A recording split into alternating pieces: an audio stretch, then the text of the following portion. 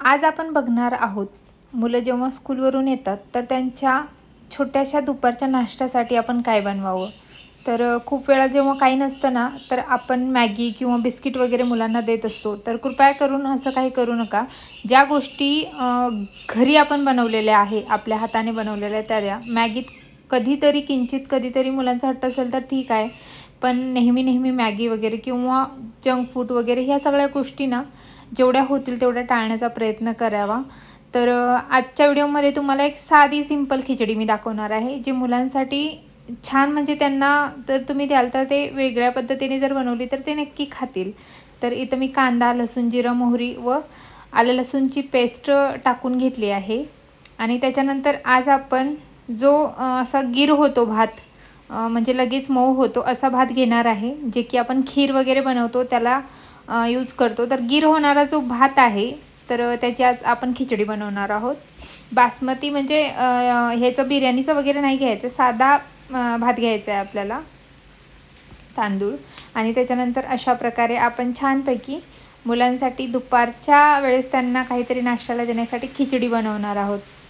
तर ह्या रेसिपीज अशा प्रकारे मी ट्राय करत असते. मुलांना मी जेवढं होईल, नंतर तर ते मोठे झाले की ते बाहेरचं थोडंफार खाणार, पण जोपर्यंत आपल्या हातात आहे तोपर्यंत त्यांना घरचं आणि पौष्टिक देण्याचा मी प्रयत्न करते. इथं मी मूग डाळ आणि हे घेतलं आहे. त्याच्यात तुम्ही दुसऱ्या डाळी पण ॲड करू शकतात, पण मूग डाळ जरा लवकर शिजते त्याच्यामुळे मी ती घेतली. त्याच्यानंतर कोल्हापुरी जी चटणी आहे घरगुती ती बनवलेली आहे.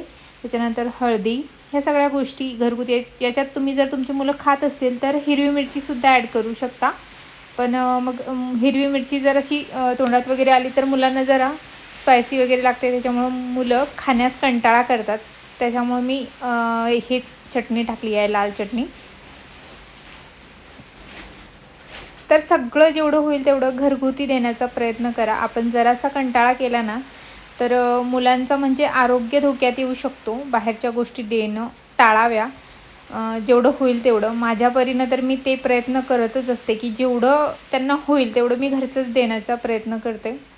नंतर कसं होतं ना, की आपण आत्ता मुलांची बेसिक 5वी-6वी पर्यंत मुलांचं जे वाढ असते ती चांगल्या प्रकारे होत असते. जर त्यांच्या खाण्यात पौष्टिक सगळ्या गोष्टी असेल, तर ते व्यवस्थित खाताही. आणि हे दुपारची वेळ आहे जेव्हा मी हे सगळं तुमच्याबरोबर शेअर करते. स्कूलवरून जेव्हा मुलं येतात तर त्यांच्यासाठी काहीतरी असं बनवते. दररोज काही ना काही वेगळं टाकत असते.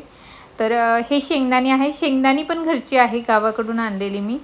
म्हणजे ऑलमोस्ट जेवढं होईल तेवढं घरचं पौष्टिक देण्याचा प्रयत्न करते. त्याच्यानंतर जो भात आहे, म्हणजे तांदूळ आहे, तो घ्यायचा आणि त्याच्यात ॲड करायचा. आणि ह्याला जास्त पाणी लागतो. हा जो तांदूळ आहे खूप फुगतो आणि हे होतो म्हणजे एकदम मऊसूत होतो, त्याच्यामुळे याला पाणी पण जास्त लागते. अशा प्रकारे त्याला तेलात एकदा परतून घ्यायचं आहे आपल्याला. तुम्ही दुसऱ्याही भाज्या ॲड करू शकता, फ्लावर वगैरे, शिमला वगैरे, जे तुमच्याकडं असेल ते. तर अशा प्रकारे आपली जो भात आहे तो अशा प्रकारे आपण बनवणार आहोत.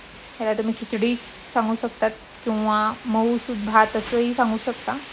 तर याच्यात तुम्ही जर गरम पाणी टाकलं तर छानच, पण मी इथं थंडच ॲड केलेला आहे. गरम पाण्याने लवकर शिजण्यास मदत होते, म्हणजे टेम्परेचर त्या प्रमाणात येतो शिजण्याच्या. तर त्याच्यानंतर सगळं ॲड केलं, त्याच्यानंतर मीठ टाकूया आणि मस्त याच्या 2-3 शिट्ट्या होऊ द्यायच्या आहे. मग मऊ होतो भात.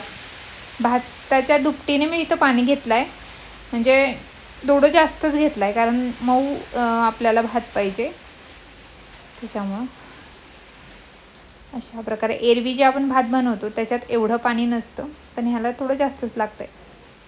तर हा शिजला होता. त्याच्यानंतर मी व्हिडिओ घेण्यासच विसरले तुम्हाला कसं झालं आहे तो दाखवायला. हे डायरेक्टली मी संध्याकाळचं रुटीन शेअर करते. संध्याकाळी अशा प्रकारे मी मेथीची भाजी केली आहे, शेंगदाणा, हिरवी मिरची आणि हे टाकून, लसूण टाकून.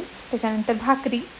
आजचा हा छोटासा मिनी ब्लॉग मी तुमच्याबरोबर शेअर केलेला आहे. मिनी ब्लॉगच म्हणू शकता. आणि मुलांसाठी काहीतरी पौष्टिक बनवलं आहे. आणि ही भाकरी संध्याकाळी मोस्टली आमच्याकडे भाकरीच होतात. तर अशा प्रकारे आजचा रुटीन होता छोटासा. आय होप तुम्हाला आवडला असेल तर नक्की लाईक, शेअर अँड सबस्क्राईब करा. परत भेटूया एका नवीन व्हिडिओमध्ये. तोपर्यंत धन्यवाद.